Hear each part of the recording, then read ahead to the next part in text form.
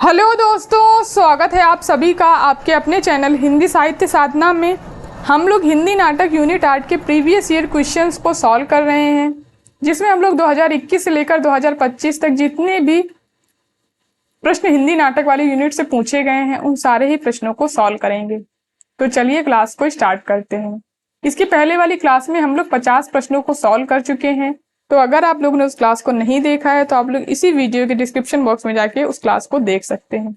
इसके अलावा हम लोग कहानी और निबंध वाली यूनिट के भी प्रीवियस ईयर क्वेश्चंस को सॉल्व कर चुके हैं, तो उन क्लासों को भी आप लोग देख सकते हैं।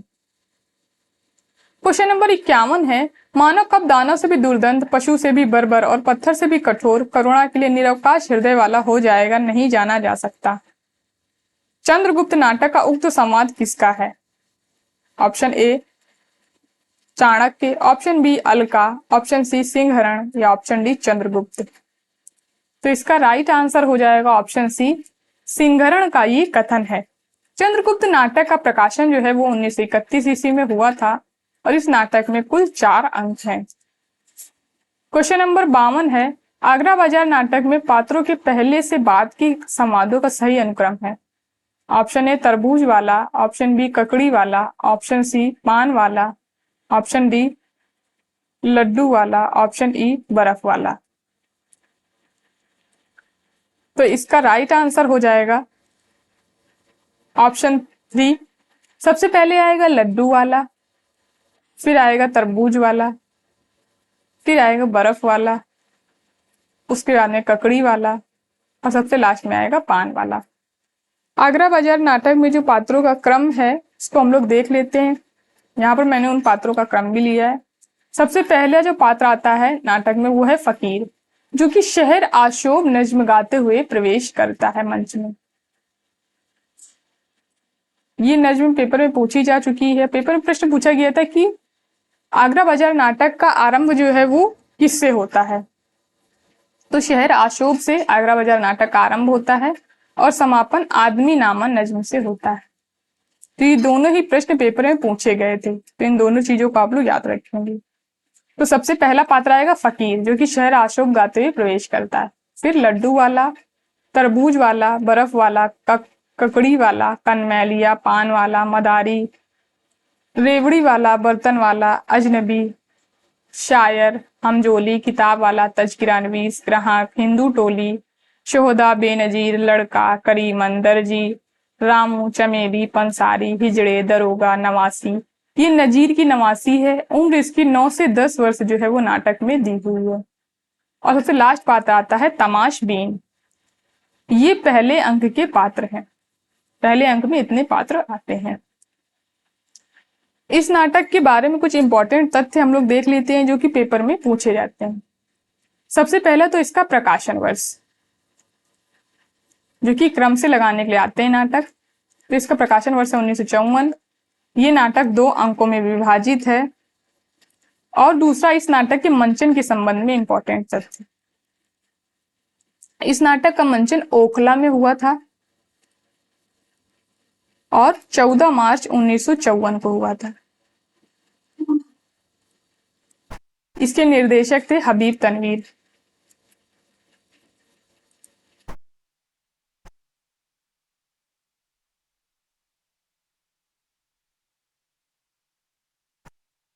तो ये चीज आप लोग याद रखेंगे। प्रकाशन इसका अंक, इसमें 2 अंक हैं। मंचन जो है वो ओखला में 14 मार्च 1954 को हुआ था। निर्देशक थे हबीब तनवीर। और शुरुआत इसकी शहर आशोभ से होती है और समापन आदमी नामा से होता है। तो ये इतनी चीजें आप लोग इस नाटक के संबंध में बिल्कुल याद रखेंगे। इससे प्रश्न पेपर में पूछे जाते हैं और मंचन से इस समय काफी प्रश्न पेपर में पूछे जा रहे हैं नाटकों के। क्वेश्चन नंबर 53 है, सिंदूर की होली नाटक में मनोरमा के कथन है।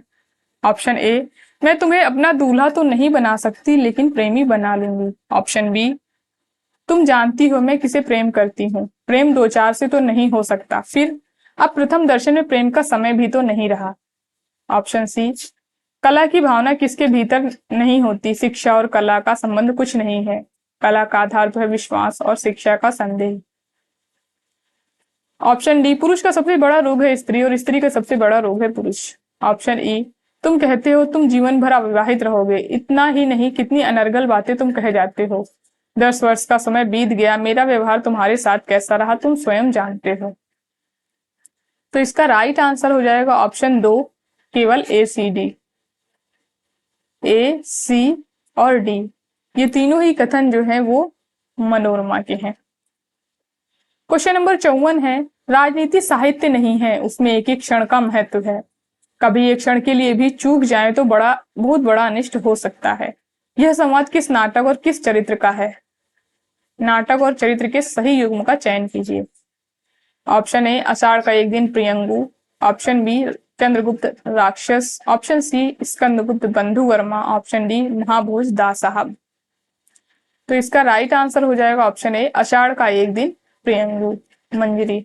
और प्रियंगु मंजरी कहती है मल्लिका से ये कथन।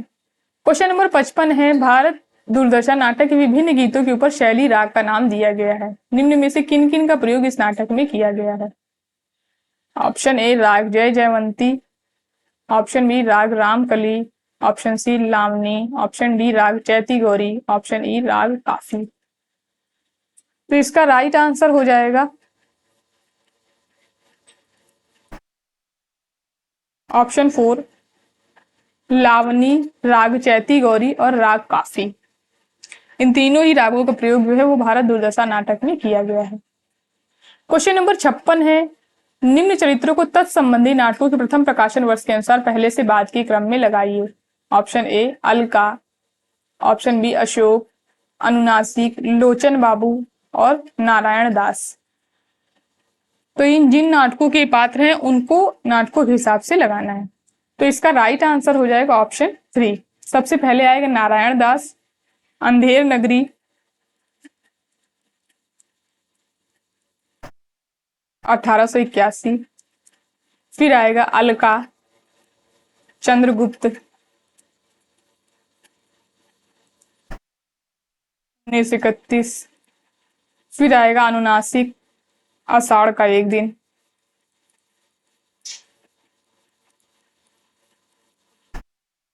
1958। फिर उसके बाद में आएगा अशोक, आधे अधूरे,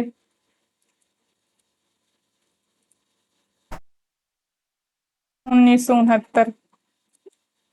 लोचन बाबू, महाभोज,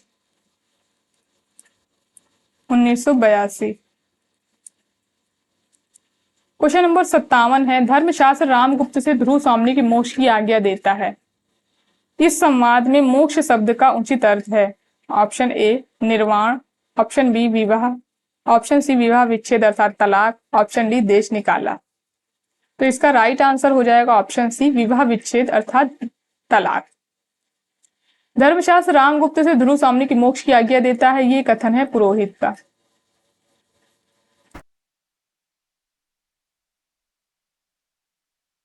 क्वेश्चन नंबर 58 है, अंधा युग के अंकों को पहले से बाद के क्रम में लगाइए। ऑप्शन ए, अश्वत्थामा का अर्ध सत्य। ऑप्शन बी, प्रभु की मृत्यु। ऑप्शन सी, गांधारी का शाप। ऑप्शन डी, पंख पहिए और पट्टियां। ऑप्शन ई, पशु का उदय। तो इसका राइट आंसर हो जाएगा ऑप्शन 3। सबसे पहले आएगा पशु का उदय, फिर आएगा अश्वत्थामा का अर्ध सत्य, फिर आएगा पंख पहिए और पट्टियां, फिर आएगा गांधारी का शाप, सबसे लास्ट में आएगा प्रभु की मृत्यु।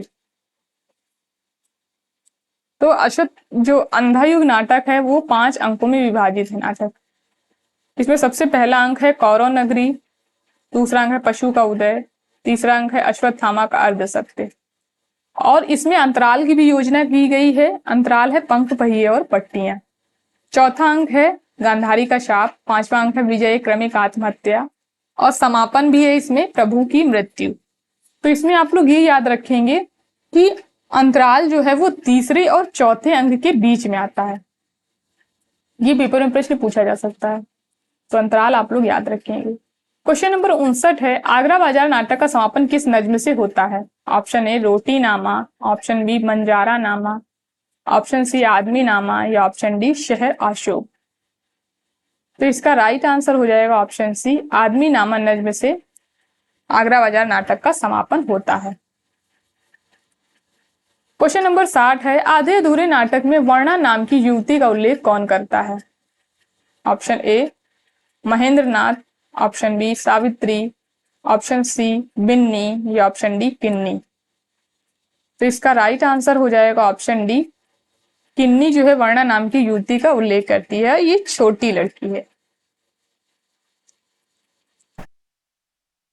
क्वेश्चन नंबर 61 है, सूची को सूची 2 से सम्मिलित कीजिए। इधर संवाद गीत की पंक्तियां दी हैं और इधर वक्ता और पात्र दिए हैं, यानी गाने वाले।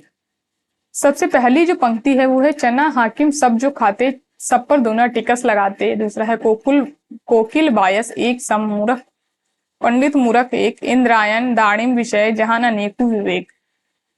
तीसरी पंक्ति है, प्रकट सभ्य अंतर जलधारी सोई राजसभा बल भारी। चौथी पंक्ति है, लाख टका के वाला जौबन गाहक सब ललचाए। तो इसका राइट आंसर हो जाएगा ऑप्शन ए, चना हाकिम सब जो खाते, घासीराम, इंदायन कोकिल बायस एक सम, ये है महंत की पंक्ति, प्रकट सभ्य अंतर जलधारी गोवर्धन दास, लाख टका के जौबन वाला मछली वाली। क्वेश्चन नंबर 62 है, बकरी नाटक के गीतों को नाटक में आने के क्रम में पहले से बाद के क्रम में लगाइए। तो इसमें सबसे पहला जो है वो युगल गीत है, जा तेरी मेरी ना पटनी कैसी बनाई चटनी। दूसरा ऑप्शन बी है, पूजा गीत तन मन धन उन्नायक जय है जय जय बकरी माता। ऑप्शन सी, वंदना हे संकट मोचू बना दे हमें घोचू। ऑप्शन डी, समूह गान बकरी मैया तोरे चरणन अरज करूं, गांधी बाबा तोरे चरणन अरज करूं। ऑप्शन ई, डंडा गीत है, डंडा ऊंचा रहे हमारा सबसे प्यारा सबसे न्यारा। तो इसका राइट आंसर हो जाएगा ऑप्शन 2, सबसे पहले आएगी वंदना, फिर आएगा युगल गीत, फिर आएगा डंडा गीत, फिर उसके बाद में आएगा पूजा गीत और सबसे लास्ट में आएगा समूह गान।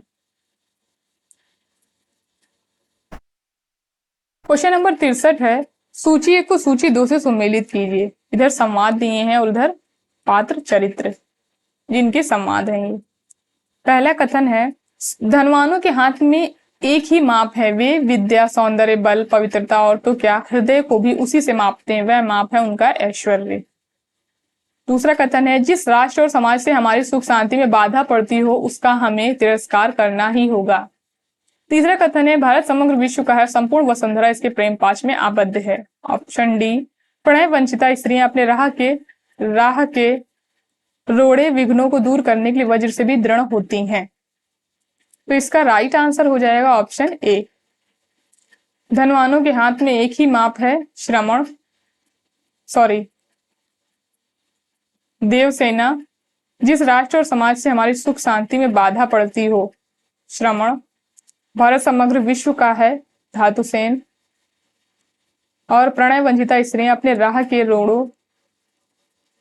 रोड़े विघ्नों को दूर करने के लिए वज्र से भी दृढ़ होती हैं, ये विजया का कथन है। इसमें सी और डी ये दोनों ही कथन जो हैं वो पेपर में 1-2 बार पूछे जा चुके हैं पहले भी, तो इन दोनों ही कथनों को आप लोग याद रखेंगे। क्वेश्चन नंबर 64 है, जयशंकर प्रसाद के नाटक चंद्रगुप्त में चाणक्य के संवाद हैं। ऑप्शन ए, शत्रु की उचित प्रशंसा करना मनुष्य का धर्म है। ऑप्शन बी, भाषा को ठीक करने से पहले मैं मनुष्य को ठीक करना चाहता हूँ। ऑप्शन सी, अन्य देश मनुष्यों की जन्मभूमि है या भारत मानवता की जन्मभूमि है। ऑप्शन डी, महत्वाकांक्षा का मोती निष्ठुरता की सीपी में रहता है। ऑप्शन ई, ईश्वर ने सब मनुष्यों को स्वतंत्र उत्पन्न किया है। तो इसका राइट आंसर हो जाएगा ऑप्शन 4, केवल बी डी ई, भाषा ठीक करने से पहले मैं मनुष्य को ठीक करना चाहता हूं। ऑप्शन डी, महत्वाकांक्षा का मोती निष्ठुरता की सीपी में रहता है और ईश्वर ने सब मनुष्यों को स्वतंत्र उत्पन्न किया है। ये तीनों ही कथन जो हैं ये कई बार पेपर में पूछे जा चुके हैं। चाणक्य की ये कथन है और कई बार पूछे जा चुके हैं पेपर में। क्वेश्चन नंबर 65 है, चंद्रगुप्त नाटक के चतुर्थ अंक में कुल कितने दृश्य हैं? Option A 14, option B 15, option C 13 या ऑप्शन डी 12। तो इसका राइट आंसर हो जाएगा ऑप्शन ए, चतुर्थ अंक में कुल 14 दृश्य हैं। हम लोग चंद्रगुप्त नाटक के अंकों के दृश्यों को देख लेते हैं। इसमें कुल 4 अंक हैं और कुल दृश्यों की बात करें तो कुल 44 दृश्य हैं इस नाटक में।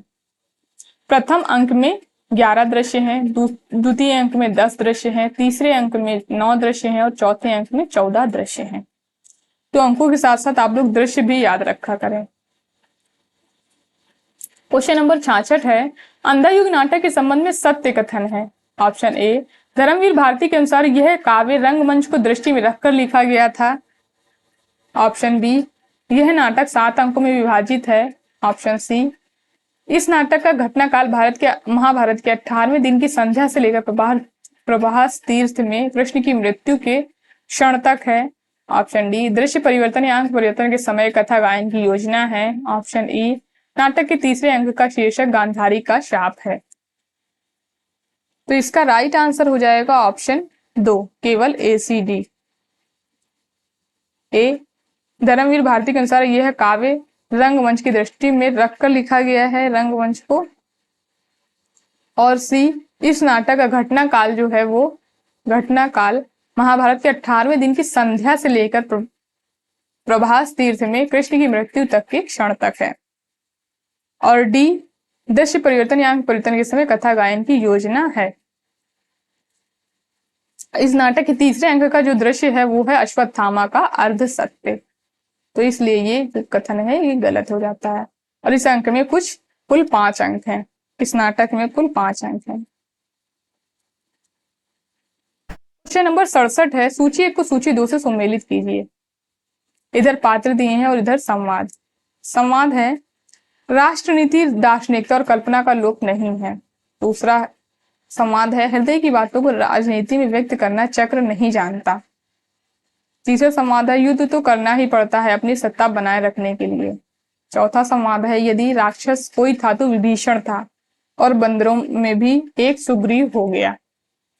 तो इसका राइट आंसर हो जाएगा ऑप्शन डी, धातुसेन का कथन है, यदि राक्षस कोई था तो विभीषण था। कुमारगुप्त, युद्ध तो करना ही पड़ता है। स्कंदगुप्त, हृदय की बातों को राजनीति में व्यक्त करना चक्र नहीं जानता। और डी, राजनीति दार्शनिकता और कल्पना का लोक नहीं है। क्वेश्चन नंबर 68 है, यह नाटक इस अर्थ में समकालीन नाटक है कि यह किसी भी समय के अन्याय, अनाचार, भ्रष्टाचार, विवेक शून्यता और मनमानेपन पर रोशनी डालता है। इस प्रहसन में व्यंग्य के माध्यम से जो कुछ भी कहा गया है उतना ही अधिक कहने की गुंजाइश भी है। अंधेर नगरी नाटक के संबंध में यह कथन किस आलोचक का है? Option A, Parmanand Shrivastava. Option B, Satya Prakash Mishra. Option C, Ramvilas Sharma. Option D, Ramchandra Shukla. तो इसका राइट आंसर हो जाएगा ऑप्शन बी, सत्य प्रकाश मिश्र का ये कथन है। और ये कथन बहुत ज्यादा इंपॉर्टेंट है, पेपर में ये 2 बार पूछा जा चुका है। क्वेश्चन नंबर 69 है, अंजू दीदी नाटक का मंचन रंगभूमि द्वारा लक्ष्मी टॉकीज इलाहाबाद के हॉल में 22 जनवरी 1956 को हुआ। इस नाट्य प्रस्तुति के निर्देशक थे। Option A, Shri Raj Joshi. Option B, Satyendra Sharat. Option C, Satish Chandra Shrivastava. या ऑप्शन डी, कमलेश्वर। तो इसका राइट आंसर हो जाएगा ऑप्शन ए, श्री राज जोशी। इसके जो प्रथम नाट्य प्रस्तुति के निर्देशक थे वो राज जोशी थे। और इस नाटक की जब प्रथम अंक का मंचन किया गया था तो उसके निर्देशक जो थे वो थे सत्येंद्र शरत। और प्रथम अंक का मंचन जो है वो 30 जनवरी 1954 को किया गया था।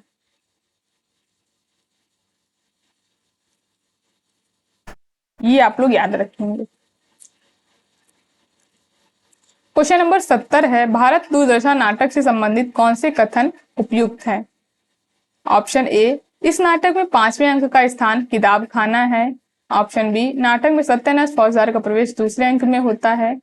ऑप्शन सी, अपरस 16 छून रची भोजन प्रीति छुड़ाए, यह संवाद सत्यानाश फौजदार द्वारा कहा गया है। ऑप्शन डी, इस नाटक का प्रकाशन संवत 1933 में हुआ। ऑप्शन ई, निर्लज्जता नामक पात्र तीसरे अंक में आती है।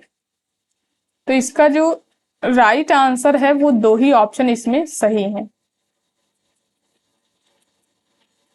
पहला तो ये कि इस नाटक में 5वें अंक का स्थान किताब खाना है, और सी अपरस 16 छून रची भोजन प्रीति छुड़ा, यह संवाद सत्यानाश फौजदार का है। नाटक में सत्यानाश फौजदार का प्रवेश जो है वो तीसरे अंक में होता है, इसलिए ये ऑप्शन गलत है। इसका प्रकाशन जो है संवत 1937 में हुआ था। निर्लज्जता नामक पात्र जो है वो दूसरे अंक में आती है, इसलिए ये ऑप्शन जो है वो गलत है। ये नाटक के जो स्थान है, पहले अंक का बी थी शमशान टूटे फूटे मंदिर, तीसरा अंक मैदान, चौथा अंक है, चौथे अंक का नाम नहीं दिया हुआ कोई भी, पांचवा अंक है किताब खाना, और छठा अंक है गंभीर वन का मध्य भाग, और ये पात्रों के आने का क्रम है। निर्लज्जता नामक पात्र दूसरे अंक में आती है, और भारत दुर्देव जो है वो सत्यानाश फौजदार जो है वो तीसरे अंक में आता है। क्वेश्चन नंबर 71 है, बहुत कम लोग ये जानते हैं कि आज जो हम हैं वो किसकी बदौलत, किसने हमें जन सेवा की ओर लगाया, हमारी आंखें खोली, हमें सही रास्ता दिखाया, किससे हमने प्रेरणा ली, अपना कर्तव्य किया और आगे बढ़े। बकरी नाटक का उक्त संवाद किस पात्र के द्वारा कहा गया है? ऑप्शन ए सिपाही, ऑप्शन बी दुर्जन, ऑप्शन सी कर्मवीर, या ऑप्शन डी युवक। तो इसका राइट आंसर हो जाएगा ऑप्शन बी, दुर्जन सिंह के द्वारा ये कथन जो है वो कहा गया है। इस नाटक के मंचन के संबंध में आप लोग याद रखेंगे कि इस नाटक का मंचन जो है, बकरी नाटक का मंचन जो है वो 13 जुलाई 1974 को हुआ था। 1974 को हुआ था, और इसकी निर्देशक जो थी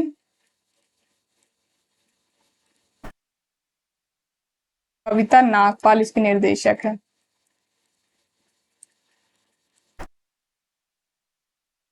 कविता नागपाल इसके निर्देशक हैं, और त्रिवेणी कला संगम द्वारा नई दिल्ली में इसका जो मंचन किया गया था, त्रिवेणी कला संगम नई दिल्ली,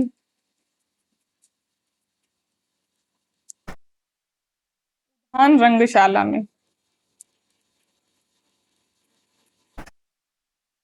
उद्यान रंगशाला में इसका मंचन किया गया था। आप लोग ये याद रखेंगे। पहले तो इसका कब हुआ था मंचन? प्रथम मंचन 13 जुलाई 1954 को हुआ था, सॉरी 74 को हुआ था, ये गलत हो गया, 74 को हुआ था, 13 जुलाई 1974 को हुआ था इसका मंचन। और निर्देशक जो थी वो कविता नागपाल थी। त्रिवेणी कला संगम में नई दिल्ली की उद्यान रंगशाला में इसका मंचन हुआ था। तो इतनी चीजें आप लोग इसके मंचन के संबंध में याद रखेंगे। ये 1974 है।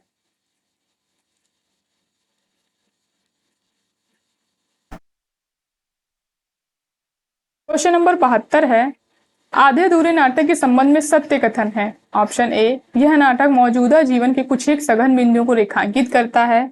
ऑप्शन बी, श्री ओम शिवपुरी को यह समकालीन जिंदगी का पहला सार्थक हिंदी नाटक लगता है। ऑप्शन सी, इसके पात्र स्थितियां एवं मना स्थितियां यथार्थपरक तथा विश्वसनीय नहीं लगती। ऑप्शन डी, आधे अधूरे आज के जीवन के एक गहन अनुभव खंड को मूर्त करता है। ऑप्शन ई, इस नाटक की भाषा में वह सामर्थ्य नहीं है जो समकालीन जीवन के तनाव को पकड़ सके। तो इसका राइट आंसर हो जाएगा ऑप्शन ए, केवल ए बी डी। यह नाटक मौजूदा जीवन के कुछ एक सघन बिंदुओं को रेखांकित करता है। श्री ओम शिवपुरी को यह समकालीन जिंदगी का पहला सार्थक हिंदी नाटक लगता है। और डी, आधे अधूरे आज के जीवन के एक गहन अनुभव खंड को मूर्त करता है। तो ये तीनों ही कथन जो है वो बिल्कुल सही है। और इसका जो सी वाला कथन है, इसके बाद स्थितियां एवं मना स्थितियां यथार्थपरक विश्वसनीय लगती हैं। और ई वाला इसलिए नहीं सही कि इस नाटक की भाषा में वह सामर्थ्य है जो समकालीन जीवन के तनाव को पकड़ सके। ये क्वेश्चन जो है ये आधे अधूरे नाटक में निर्देशक के वक्तव्य से पूछा गया था। ये यहाँ से क्वेश्चन जो है, जब आधे अधूरे आप लोग नाटक पढ़ेंगे तो निर्देशक का वक्तव्य दिया है, यहां से प्रश्न पूछा गया था। समकालीन जिंदगी का पहला सार्थक हिंदी नाटक लगता है। यह मौजूदा जीवन की विडंबना में कुछ एक सघन बिंदु को रेखांकित करता है। इसके पात्र स्थितियां मना स्थितियां तथा यथार्थ परक। मना स्थितियां यथार्थ परक तथा विश्वसनीय हैं। आधे अधूरे आज के जीवन के एक गहन अनुभव खंड को मूर्त करता है। तो यहाँ से ये प्रश्न जो है ये उसमें पेपर में पूछा गया था। क्वेश्चन नंबर 73 है, आगरा बाजार में आई नज्म की पंक्तियों को पहले से बाद के क्रम में लगाइए। ऑप्शन ए, वह सुन के बोला बाबा तुझे पैर खुदा खैर दे, हम तो ना चांद को समझे ना सूरज हैं जानते। ऑप्शन बी, रोटी ना पेट में हो तो कुछ भी जतन ना हो, मेले की सिर ख्वाहिशें बागो चमन ना हो। ऑप्शन सी, होता है बागों से हर एक बाग का निभा, वह बाग किस तरह ने लूटे और ना उजड़े आह। ऑप्शन डी, जितने हैं आज आगरे में कारखाना जात, सब पर पड़ी है आन के रोज की मुश्किलात। ऑप्शन ई, कपड़े किसी के लाल हैं रोटी के वास्ते, लंबे किसी के बाल हैं रोटी के वास्ते। तो इसका राइट आंसर हो जाएगा ऑप्शन 3। सबसे पहले आएगा डी, फिर उसके बाद में ए, सॉरी उसके बाद में आएगा सी, फिर आएगा ए, फिर बी और सबसे लास्ट में आएगा ई। क्वेश्चन नंबर 74 है, निम्नलिखित में से किस पात्र का संबंध चंद्रगुप्त नाटक से नहीं है। Option A Alice, option B Jaimala, option C Alka या ऑप्शन डी लीला। तो इसका राइट आंसर हो जाएगा ऑप्शन बी, जयमाला पात्र जो है वो चंद्रगुप्त नाटक का नहीं है, ये स्कंदगुप्त नाटक की पात्र है। चंद्रगुप्त नाटक के पात्र हैं ये चंद्रगुप्त, चाणक्य, सिंह, हरण, पर्वतेश्वर, नंद, राक्षस, वररुचि, कात्यायन, शक्टार, आम्बिक, सिकंदर, फिलिप्स, मौर्य सेनापति, एनिसेक्रेटिस, साइबर्टियस, गांधार, नरेश, सेल्यूकस, दांडायन, देवबल, नागदत्त, गणमुख्य। इतने पुरुष पात्र हैं इस नाटक में और स्त्री पात्र हैं अलका, सुवासनी, कल्याणी, नीला, लीला, मालविका, कार्नेलिया, मौर्य पत्नी और एलिस। इतने स्त्री पात्र हैं इसमें। क्वेश्चन नंबर 75 है, सूची 1 को सूची 2 से सम्मिलित कीजिए। इधर नाटक दिए हुए हैं और इधर पात्र। तो इसका राइट आंसर हो जाएगा ऑप्शन डी, एक और द्रोणाचार्य, लीला, स्कंदगुप्त, कमला, चंद्रगुप्त, अलका, अंधायुग, युत्सु। क्वेश्चन नंबर 76 है, अंधायुग नाटकों के अंकों के शीर्षक का क्रम है। ऑप्शन ए विजय क्रमिक आत्महत्या, ऑप्शन बी कौरव नगरी, ऑप्शन सी अश्वत्थामा का अर्ध सत्य, ऑप्शन डी पशु का उदय, ऑप्शन ई गांधारी का शाप। तो इसका राइट आंसर हो जाएगा ऑप्शन 1।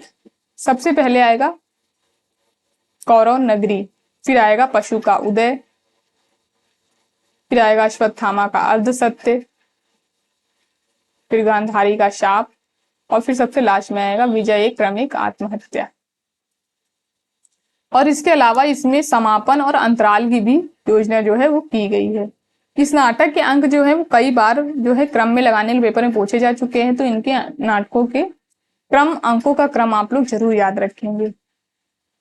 कौरव नगरी, पशु का उदय, अश्वत्थामा का अर्ध सत्य, गांधारी का श्राप, विजय क्रमिक आत्महत्या, समापन, प्रभु की मृत्यु। उसके अलावा अंतराल भी है, तीसरे और चौथे अंक के बीच में पंख पहिए और पट्टियां।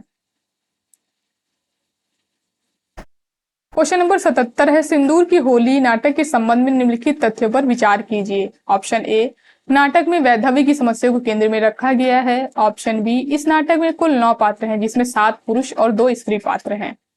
ऑप्शन सी, नाटकों के पात्रों के नाम है शशिकला, चंद्रकला, रमाकांत, अकबर अली। ऑप्शन डी, लक्ष्मी नारायण लाल को यह नाटक नौटंकी शैली लक्ष्मी नारायण का लाल का यह नाटक नौटंकी शैली पर आधारित है। ऑप्शन ई, इस नाटक की भूमिका राम प्रसाद त्रिपाठी ने लिखी है। तो इसका राइट आंसर हो जाएगा ऑप्शन 2, केवल A B E. A B और ई ये तीनों ही कथन जो है वो इस नाटक के संबंध में बिल्कुल सही है। इस नाटक की पात्रों के जो नाम है वो शशिकला नहीं है, चंद्रकला है, रमाकांत और माहिर अली है इसकी जगह।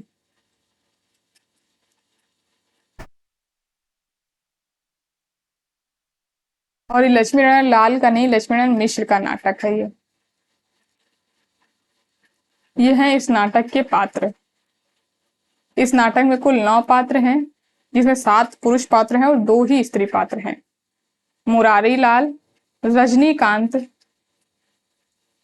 चंद्रकला, सॉरी, मुरारी लाल, रजनीकांत, मनोरमा, मनोज शंकर, चंद्रकला। इनकी उम्र आप लोग याद रखेंगे, उम्र हो सकता है पेपर में पूछ लिया है। मुरारी लाल की 40 वर्ष उम्र दी है, रजनीकांत की 17 से 18 वर्ष। इसकी मृत्यु हो जाती है, इसी के इर्द गिर्द जो है ये नाटक की रचना हुई है। मनोरमा 18 वर्ष, मनोज शंकर 22 वर्ष, चंद्रकला 20 वर्ष। और इसके अलावा इसमें पात्र हैं माहिर अली, भगवंत सिंह, हरनंदन और डॉक्टर। क्वेश्चन नंबर 78 है, कविता करना अनंत पुण्य का फल है। इस दुराशा और अनंत उत्कंठा से कवि जीवन व्यतीत करने की इच्छा हुई। संसार से समस्त अभावों को असंतोष कहकर हृदय को धोखा देता रहा, परंतु कैसी विडंबना। लक्ष्मी के लालों का भ्रू भंग और क्षोभ की ज्वाला के अतिरिक्त मिला क्या। लक्ष्मी के लालों को भ्रू भंग और क्षोभ की ज्वाला के अतिरिक्त मिला क्या। यह कथन स्कंदगुप्त नाटक में किसके द्वारा कहा गया है। Option A Mudral, option B Kumargupta, option C Matragupta या ऑप्शन डी पर्णदंत। तो इसका राइट आंसर हो जाएगा ऑप्शन सी, मात्रगुप्त के द्वारा ये कथन जो है वो कहा गया है। क्वेश्चन नंबर 79 है, राजनीति ही मनुष्य के लिए सब कुछ नहीं है। राजनीति के पीछे कहीं नीति से भी ना हाथ धो बैठो। जिसका विश्व मानव के साथ व्यापक संबंध है, राजनीति की साधारण छलनाओं से सफलता प्राप्त करके क्षण भर के लिए तुम अपने को चतुर समझने की भूल कर सकते हो। ध्रुव सामनी नाटक का उक्त संवाद किसके द्वारा कहा गया है। Option A Mandakini, option B Dhruv Samani, option C Koma या ऑप्शन डी मिहिर देव। तो इसका राइट आंसर हो जाएगा ऑप्शन डी, मिहिर देव का ये कथन है और शकराज से मिहिर देव ने कहा है।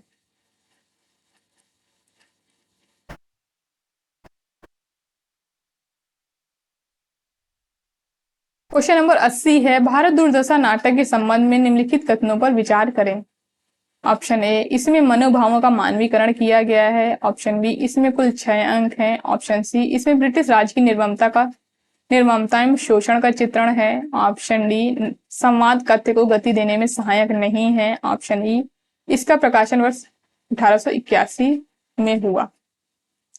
तो इसका राइट आंसर हो जाएगा ऑप्शन थर्ड, इसमें मनोभावों का मानवीकरण किया गया है, जैसे निर्लज्जता, आशा, इस तरीके जो मनोभाव हैं उनका मानवीकरण किया गया है। कुल 6 अंक हैं और इसमें ब्रिटिश राज की निर्ममता एवं शोषण का चित्रण किया गया है। संवाद कथ्य को गति देने में सहायक है, इसलिए ये कथन गलत हो जाता है। इसका प्रकाशन वर्ष 1880 में हुआ था। क्वेश्चन नंबर 81 है, आषाढ़ का एक दिन नाटक में पतंजलि का उल्लेख कौन सा पात्र करता है। ऑप्शन ए अनुस्वार, ऑप्शन बी अनुनासिक, ऑप्शन सी रंगिनी या ऑप्शन डी संगिनी। तो इसका राइट आंसर हो जाएगा ऑप्शन डी, संगिनी जो है वो पतंजलि का उल्लेख करती है। क्वेश्चन नंबर 82 है, सूची को सूची 2 से सुमेलित कीजिए। इधर पात्र दिए हुए हैं और उधर नाटक। तो इसका राइट आंसर हो जाएगा ऑप्शन डी, कृपी, एक और द्रोणाचार्य, किन्नी, आधे अधूरे, जमुना बहन, महाभोज, कल्याणी, चंद्रगुप्त। नाटक के पात्रों से बहुत ज्यादा प्रश्न पेपर में पूछे जाते हैं। हर बार एक प्रश्न तो नाटक के पात्रों से, कहानी के पात्रों से, उपन्यास के पात्रों से पूछा ही जाता है। तो आप लोग इनके पात्रों को जरूर देख लीजिएगा पेपर में जाने से पहले। इनके पात्रों को, कहानी, नाटक, उपन्यास के पात्रों को मैंने करवाया हुआ है, तो वहां से भी जाकर आप लोग देख सकते हैं।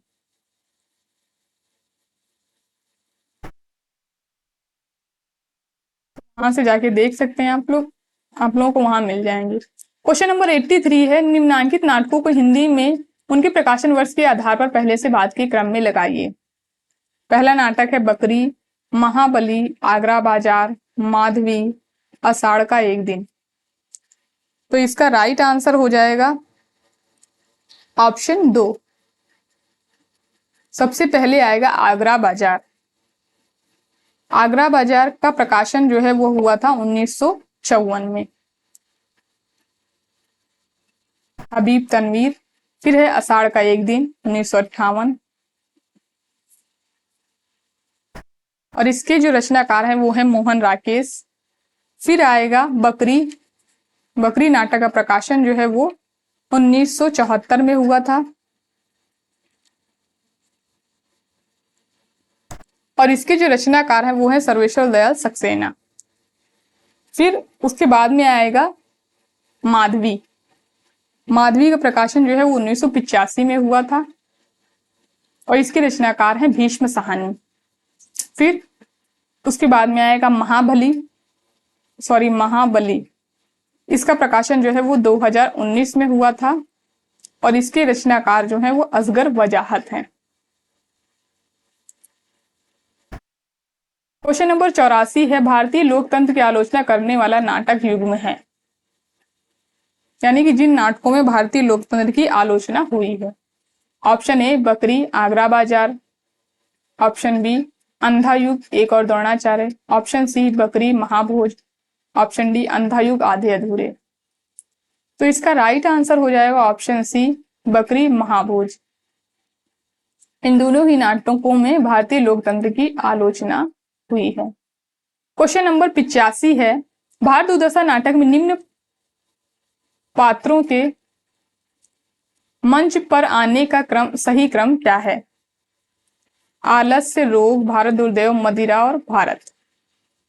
तो इसका राइट आंसर हो जाएगा ऑप्शन 2, सबसे पहले आएगा भारत। अगर इसमें योगी होता तो सबसे पहले योगी आता, लेकिन चूंकि योगी इसमें नहीं दिया हुआ है तो सबसे पहले आएगा भारत, फिर आएगा भारत दुर्दैव, फिर आएगा रोग, फिर उसके बाद में आलस्य,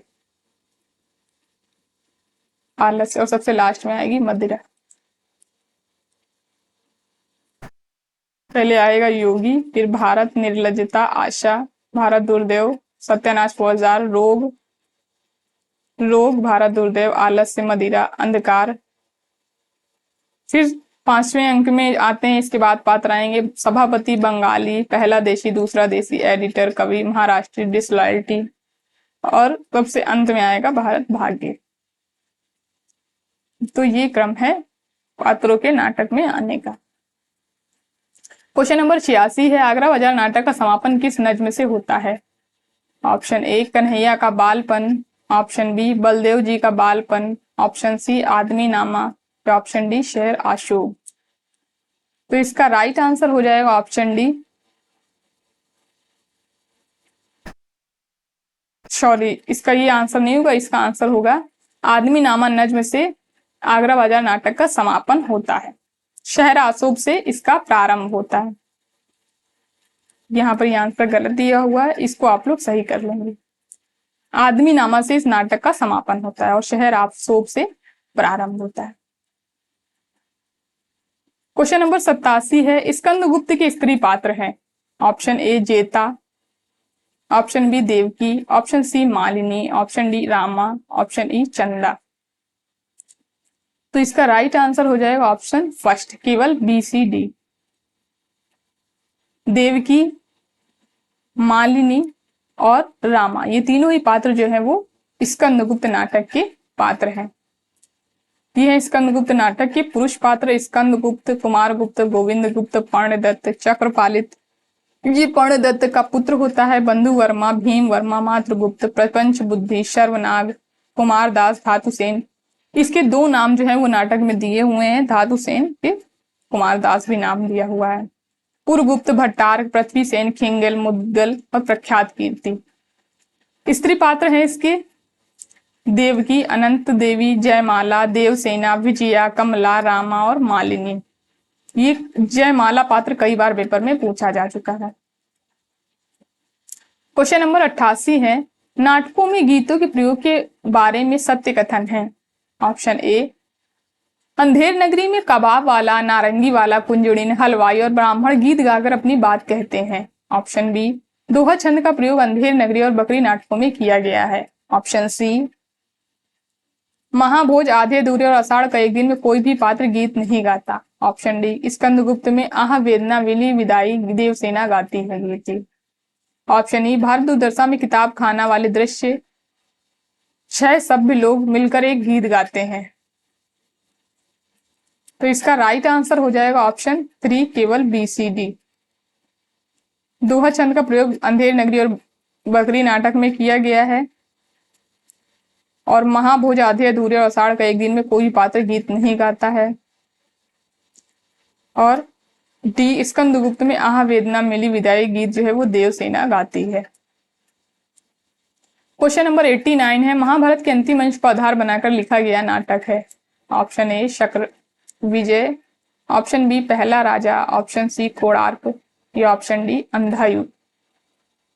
तो इसका राइट आंसर हो जाएगा ऑप्शन डी अंधायुग। नाटक जो है वो महाभारत के 18वें दिन की संध्या से लेकर प्रभास तीर्थ में कृष्ण की मृत्यु तक के समय को आधार बनाकर लिखा गया है। तो महाभारत के अंतिम अंश को आधार बनाकर नाटक लिखा गया है अंधायुग। क्वेश्चन नंबर 90 है, त्रस्त प्रजा की रक्षा के लिए, सतीत्व के सम्मान के लिए, देवता ब्राह्मण और गौ की मर्यादा में विश्वास के लिए, आतंक से प्रकृति को आश्वासन देने के लिए आपको अपने अधिकारों का प्रयोग करना होगा। स्कंदगुप्त नाटक में यह संवाद किस पात्र का है? Option A Parnadatta, option B Devsena, option C Bandhu Varma या ऑप्शन डी मातृगुप्त। तो इसका राइट आंसर हो जाएगा ऑप्शन ए पर्णदत्त का ये कथन है स्कंदगुप्त से। क्वेश्चन नंबर 91 है, निम्नलिखित में से कौन सा पात्र चंद्रगुप्त नाटक से संबंधित नहीं है? Option A Alice, option B Leela, option C Jaimala या ऑप्शन डी नीला। तो इसका राइट आंसर हो जाएगा ऑप्शन सी जयमाला पात्र जो है वो चंद्रगुप्त नाटक से संबंधित नहीं है, ये स्कंदगुप्त नाटक की पात्र है। क्वेश्चन नंबर 92 है, एक निर्देशक की दृष्टि से मुझे आधे अधूरे मुझे समकालीन जिंदगी का पहला सार्थक हिंदी नाटक लगता है। उपयुक्त कथन किसका है? Option A Sudha Shivpuri, option B Baba Karanth, option C Ebrahim Alkazi या ऑप्शन डी ओम शिवपुरी। तो इसका राइट आंसर हो जाएगा ऑप्शन डी ओम शिवपुरी का कथन है ये। तो आधे अधूरे नाटक के जो निर्देशक थे मंचन के, पहले मंचन के इसके जो निर्देशक थे ओम शिवपुरी, ये उनका कथन है। और आधे अधूरे नाटक में जो निर्देशक का वक्तव्य दिया गया है ये उससे प्रश्न पूछा गया है।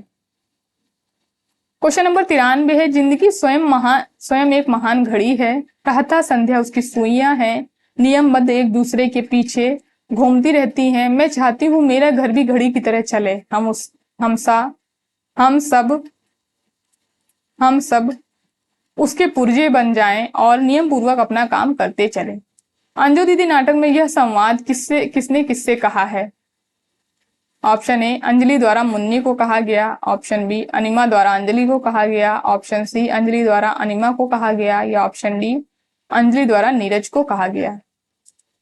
तो इसका राइट आंसर हो जाएगा ऑप्शन सी अंजलि द्वारा अनिमा को ये संवाद जो है वो कथन जो है कहा गया। क्वेश्चन नंबर 94 है, अंधेर नगरी नाटक के संबंध में निम्नलिखित पर विचार कीजिए। ऑप्शन ए महंत जी गोवर्धन दास और नारायण दास के गुरु हैं, ऑप्शन बी अंधेर नगरी के पहले अंक का स्थान जो है वो बाजार है, ऑप्शन सी अंधेर नगरी नाटक का प्रकाशन 1881 में हुआ था, ऑप्शन डी इसके तीसरे अंक का स्थान जंगल है, ऑप्शन ई इसके 5वें अंक का स्थान शमशान है। तो इसका राइट आंसर हो जाएगा ऑप्शन 3 केवल ACD। महंत जी गोवर्धन दास और नारायण दास के गुरु हैं, अंधेर नगरी का प्रकाशन 1881 में हुआ था और इसके तीसरे अंक का स्थान जंगल है। ये तीनों ही कथन इस नाटक के संबंध में बिल्कुल सही हैं। अंधेर नगरी नाटक के पहले अंक का स्थान है बाह्य प्रांत,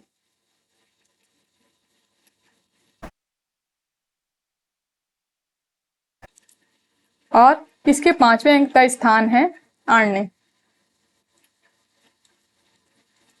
इसलिए ये ऑप्शन दोनों गलत हो जाते हैं। शमशान तो छठा अंक है। ये है इस अंधेर नगरी नाटक के अंक, कुल 6 अंक में है ये नाटक। पहला अंक है बाह्य प्रांत, बाजार, जंगल, राज्यसभा, अरण्य और शमशान। इसके अंकों को आप लोग इस तरीके याद रख सकते हैं, क्योंकि इसके अंक जो है वो क्रम से लगाने के लिए या तो पेपर में पूछे जाते हैं या तो फिर किसी एक अंक का जो है वो स्थान पूछ लिया जाता है। तो इस तरीके आप लोग इसको याद रख लेंगे। बाह्य बाजार, जंगल राज, अरण्य, शमशान। क्वेश्चन नंबर 95 है, भारत दुर्दशा नाटक के संबंध में निम्नलिखित बातों पर विचार कीजिए। ऑप्शन ए, भारत के भुजबल जग रक्षित, भारत विद्या लही जग शिक्षित। यह पंक्ति नाटक के 5वें अंक की है। ऑप्शन बी, भारत दुर्दशा नाटक का प्रकाशन 1880 में हुआ था। ऑप्शन सी, इसके 5वें अंक का स्थान गंभीर वन का मध्य भाग है। ऑप्शन डी, जागो जागो रे भाई गीत को राग चैती गौरी में प्रस्तुत करने का निर्देश नाटककार द्वारा दिया गया है।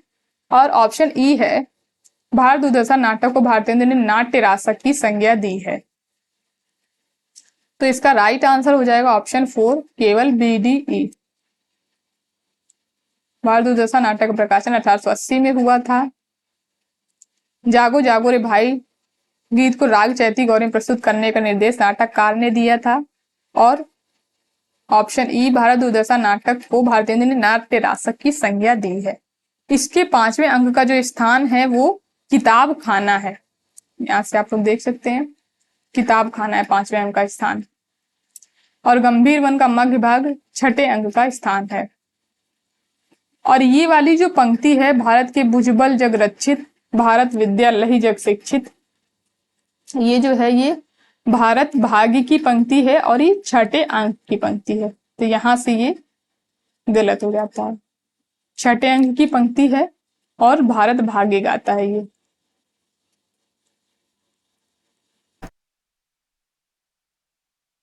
तो इसलिए ये जो ऑप्शन है ये दोनों गलत है।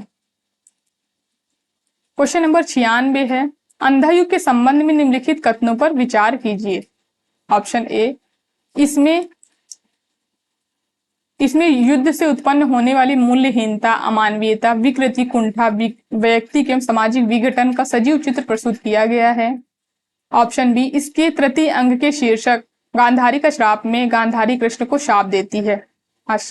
ऑप्शन सी, इस नाटक पर इलियट के वेस्टलैंड का प्रभाव माना जाता है। ऑप्शन डी, इसमें ऋषि व्यास अश्वत्थामा को अमरता का वरदान देते हैं। ऑप्शन ई, अंधा युग नाटक के किसी भी पात्र का चरित्र नितांत उज्ज्वल और निर्मल नहीं है।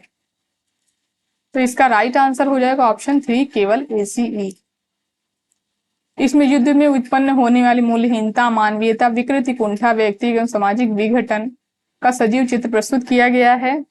इस नाटक पर इलियट के वेस्टलैंड का प्रभाव माना जाता है। और अंधा युग नाटक के किसी भी पात्र का चरित्र नितांत उज्ज्वल और निर्मल नहीं है। इसके तृतीय अंग के शीर्षक गांधारी का शाप में गांधारी कृष्ण को श्राप देती है। तृतीय अंग का शीर्षक जो है वो अश्वत्थामा का अर्ध सत्य है। गांधारी का शाप जो है वो चतुर्थ अंग है। आप लोग देख सकते हैं, गांधारी का शाप चतुर्थ अंक है, तृतीय अंग है अश्वत्थामा का अर्ध सत्य। क्वेश्चन नंबर 97 है, सूची को सूची 2 से सम्मिलित कीजिए। इधर पात्र दिए हुए हैं और इधर इधर नाटक दिए हुए हैं और इधर पात्र। अंजो दीदी, चंद्रगुप्त, स्कंदगुप्त, एक और द्रोणाचार्य। और पात्र हैं राजकुमार, लीला, ओमी और जयमाला। तो इसका राइट आंसर हो जाएगा ऑप्शन बी, अंजो दीदी ओमी, चंद्रगुप्त लीला, स्कंदगुप्त जयमाला, एक और द्रोणाचार्य राजकुमार। क्वेश्चन नंबर 98 है, स्कंदगुप्त नाटक में प्रथम अंक में आए संवादों को पहले से बाद के क्रम में लगाइए। ऑप्शन ए, कविता करना अनंत पुण्य का फल है। ऑप्शन बी, अधिकार सुख कितना मादक और सारहीन है। ऑप्शन सी, केवल संधि नियम से ही हम लोग बाध्य नहीं है, शरणागत की रक्षा भी क्षत्रिय धर्म है। ऑप्शन डी, राष्ट्रनीति दार्शनिकता और कल्पना का लोप नहीं है। ऑप्शन ई, पुरुष है कौतूहल और प्रश्न, स्त्री है विश्लेषण, उत्तर और सब बातों का समाधान।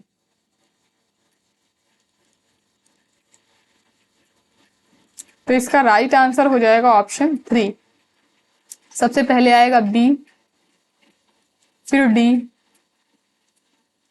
फिर सी, ए और सबसे लास्ट में आएगा ई। क्वेश्चन नंबर 99 है। नीचे दो कथन दिए गए हैं। कथन 1 है, सिंदूर की होली नाटक की दुखांत परिणति हमें नाटक में आई परिस्थितियों तथा जन्य समस्याओं को सोचे समझने के लिए बाध्य करती है और विचारों में डुबो देती है। कथन 2, सिंदूर की होली अद्भुत, गहन, गंभीर और सामान्य से परे नाटक है तथा उसके पात्र अत्यंत सहज हैं और स्वाभाविक मनोवृत्ति को प्रकृत भूमि पर उजरते नजर आते हैं। तो इसका राइट आंसर हो जाएगा ऑप्शन ए। कथन 1 और कथन 2 दोनों ही सत्य हैं। सिंदूर की होली नाटक के संबंध में ये दोनों ही कथन जो है वो बिल्कुल सही है। क्वेश्चन नंबर 100 है, पवित्रता की माप है मलिनता, सुख का आलोचक है दुख, पुण्य की कसौटी है पाप। उपर्युक्त कथन स्कंदगुप्त नाटक में किस पात्र द्वारा कहा गया है? Option A Malini, option B Devsena, option C Kamala या ऑप्शन डी देवकी। तो इसका राइट आंसर हो जाएगा ऑप्शन बी, देवसेना का ये कथन है। तो आज की क्लास में हम लोग बस 100 क्वेश्चंस को ही सॉल्व करेंगे, यानी कि 50 क्वेश्चन को हम लोग ने इस क्लास में सॉल्व किया। 50 क्वेश्चन हम लोग इसकी पहली वाली क्लास में सॉल्व कर चुके हैं। अभी इसके 40 से 45 क्वेश्चन जो हैं वो बचे हुए हैं, उसको हम लोग कल वाली क्लास में सॉल्व करेंगे। अगर आप लोग नाटकों के PYQs और MCQs को सॉल्व करना चाहते हैं तो आप लोग इसी वीडियो के डिस्क्रिप्शन बॉक्स में जाके उन क्लासों को देख सकते हैं। मैंने इनको करवाया हुआ है, वहां से आप लोग देख सकते हैं। और नाटक भी मैं आप लोगों को करवा रही हूँ, तो आप लोग नाटक भी पढ़ सकते हैं, जिसमें हम लोग इसके इम्पोर्टेंट कथन, पात्र और जो गीत है नाटकों में आए हुए, इन सारी चीजों को देख रहे हैं। तो आप लोग उस प्लेलिस्ट को भी देख सकते हैं। इन सारे वीडियोस का जो लिंक है इसी वीडियो के डिस्क्रिप्शन बॉक्स में दिया हुआ है, तो वहां से जाके आप लोग ये सारी चीजें कंप्लीट कर सकते हैं। तो आप लोग कमेंट करके जरूर बताइएगा कि आप लोगों को ये क्लास कैसी लगी। धन्यवाद दोस्तों इस क्लास को लास्ट तक देखने के लिए। क्लास पसंद आई हो तो लाइक करिए, शेयर करिए एंड हमारे चैनल को सब्सक्राइब करिए।